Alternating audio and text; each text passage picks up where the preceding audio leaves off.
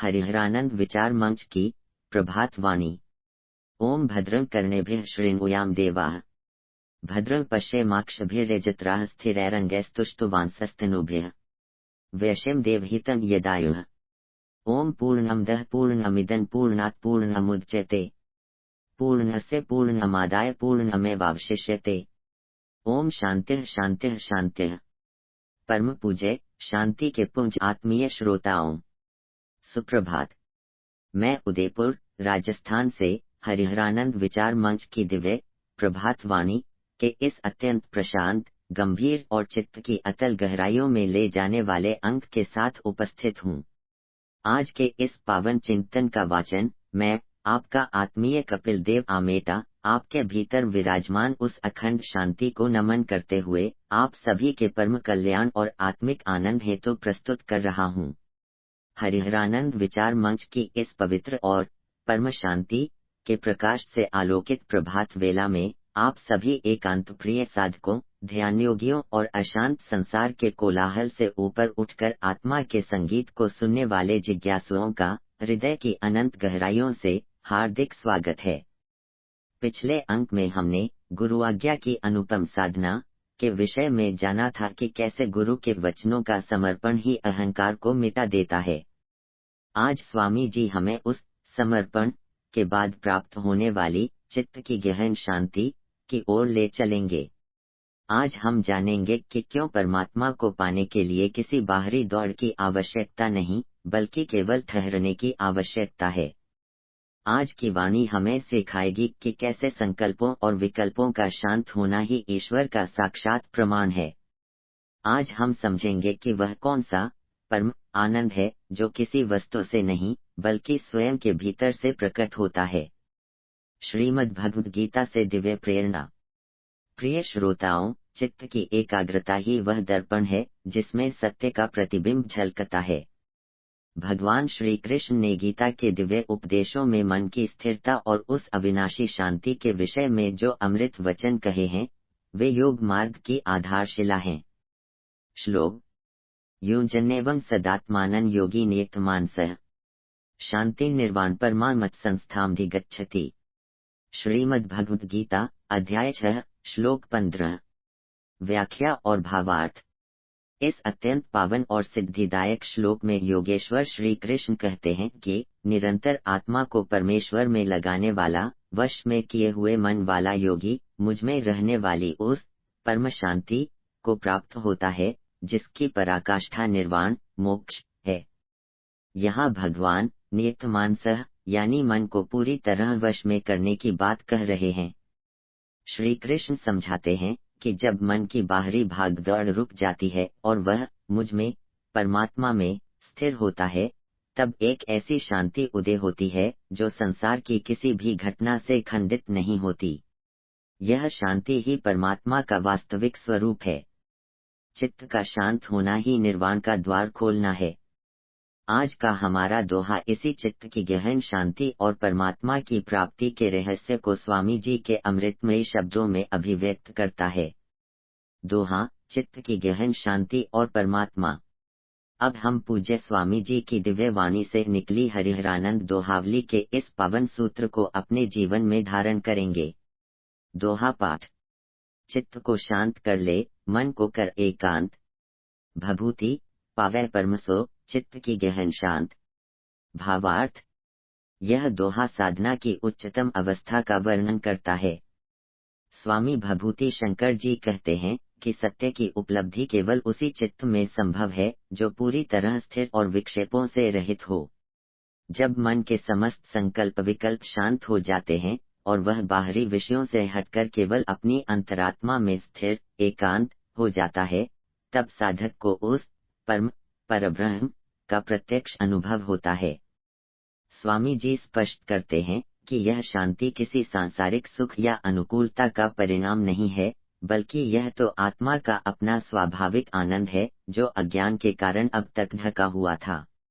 चित्त की इस गहन और अथाह शांति में ही परमात्मा का प्रतिबिंब पूर्णतः स्पष्ट दिखाई देने लगता है और साधक कृतकृत्य होकर परम पद को प्राप्त कर लेता है। दोहे की विस्तृत व्याख्या और आध्यात्मिक विश्लेषण।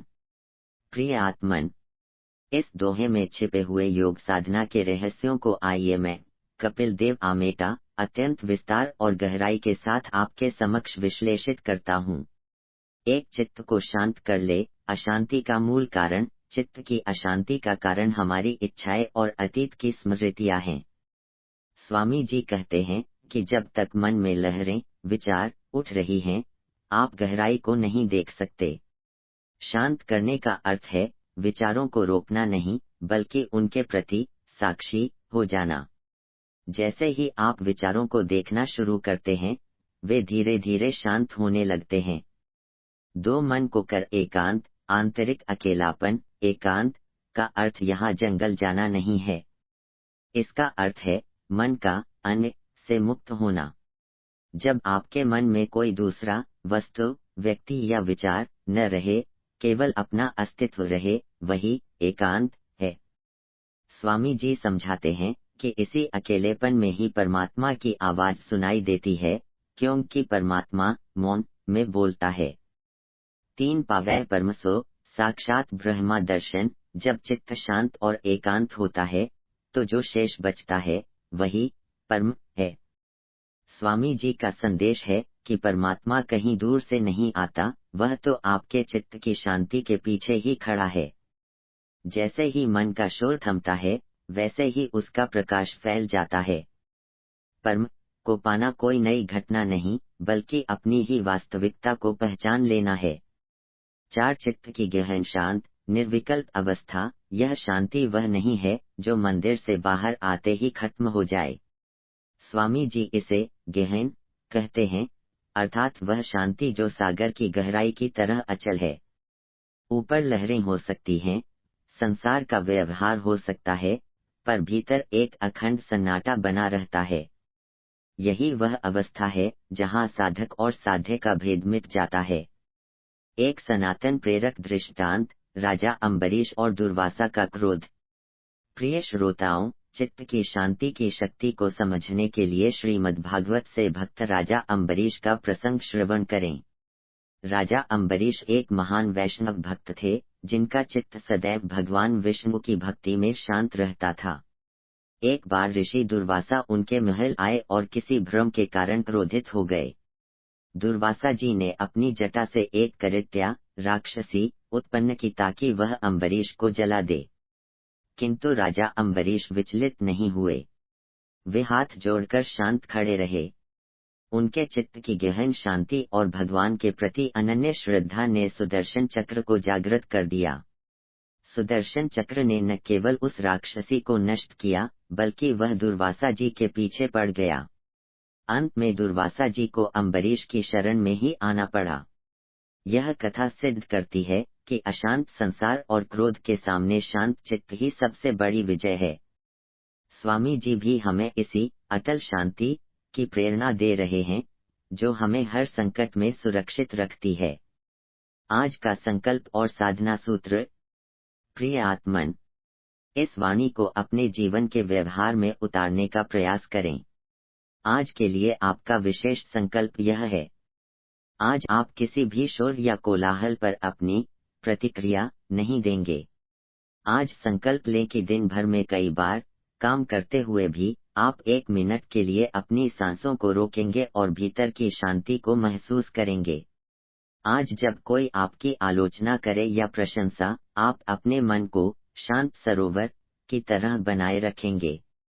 आज यह महामंत्र दोहराए, शांति मेरा स्वभाव है, मैं ही शांति हूँ। याद रखें, जितना आप शांत होंगे, उतना ही परमात्मा आपके करीब होगा। परम पूज्य आत्मन, आज हमने समझा कि चित्त की गहन शांति ही परमात्मा के साक्षात्कार की परम भूमि है। आइए, आज हम बाहरी भटकाव को त्याग कर अपने भीतर के उस एकांत को खोजने का संकल्प लें। स्वामी जी की यह वाणी हमें वह स्थिरता और मौन प्रदान करे जिससे हम इसी जीवन में कृतार्थ हो सकें। इन्हीं दिव्य विचारों, पावन संकल्पों और परम पूज्य स्वामी जी के अनंत आशीर्वाद के साथ मैं, कपिल देव आमेटा, आज की इस प्रभात वाणी को यहीं विराम देता हूँ। आप जहाँ भी रहें, आपके चित्त की शांति सदैव अखंड बनी रहे। आप निरंतर सुनते रहिए, हरिहरानंद विचार मंच की यह दिव्य और कालजयी प्रभात वाणी। धन्यवाद। ओम शांतिः शांतिः शांतिः। विशेष निवेदन। प्रिय श्रोताओं, यदि स्वामी भभूति शंकर जी के ये शांति के सूत्र आपके अशांत मन को सुकून दे रहे हैं, तो हमारा आपसे एक विनम्र निवेदन है। हमारे हरिहरानंद विचार मंच चैनल को अभी सब्सक्राइब करें ताकि शांति की यह गूंज हर हृदय तक पहुँचे। यदि आज की यह चित्त की शांति की चर्चा आपको प्रेरणादायी लगी हो, तो वीडियो को लाइक अवश्य करें।